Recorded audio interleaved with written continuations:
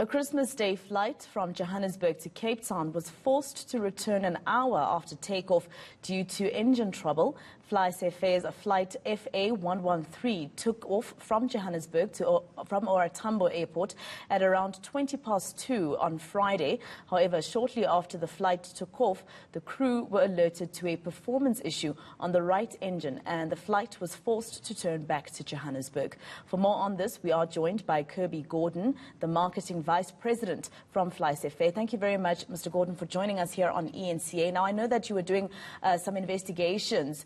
What have the investigations shown you is happening so far? What was the issue with the flight, and was it something that couldn't be detected before takeoff? Good evening. Yeah, at this stage, unfortunately, there's nothing conclusive yet. Obviously, preliminary investigations have been done into what the particular issue was with the engine, which was a sort of gradual decline in performance on the part of the engine, but nothing conclusive has been achieved yet.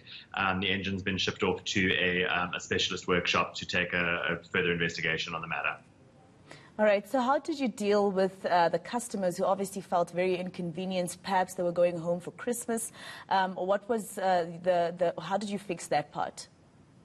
Yeah, absolutely. Look, we hate to delay and inconvenience customers on any day of the year, but obviously Christmas Day is a little bit of a special circumstance.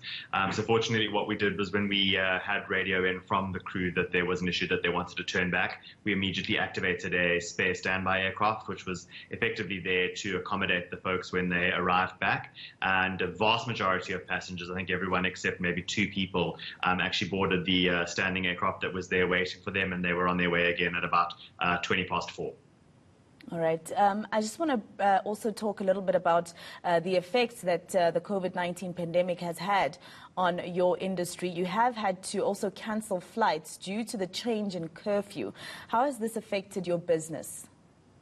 Yeah, absolutely. Look, I mean, obviously it's been an incredibly tough year for many businesses, but certainly for aviation throughout the year as well. And this is no exception. The changing curfew times did mean that we had to cancel a few of our later flights in the evening. I think one thing that's quite interesting to note is that folks don't always realize that an aircraft is based either in Cape Town, Johannesburg, or Durban. And so unfortunately what will happen is that flights are operated on there and back basis. So you might have a flight that would land in, say, Port Elizabeth at 9 o'clock. Seems like it's very much within curfew, but obviously the return flight would then be impacted by the curfew, and unfortunately we lose the pairings because the aircraft needs to be where it needs to be to sleep.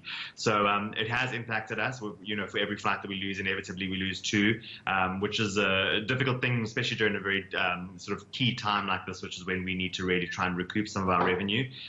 But fortunately, we've been able to reaccommodate all customers. Customers were offered an absolutely free change or a full refund voucher of the value of their flights. And we've just gotten most people away on earlier flights. How many customers are you talking about? How many customers of yours were inconvenienced by having to cancel these flights?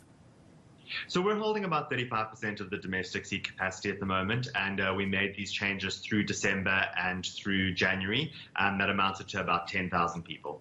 And with Mr. Gordon, just one more question. With yesterday's incident, how many customers were inconvenienced there?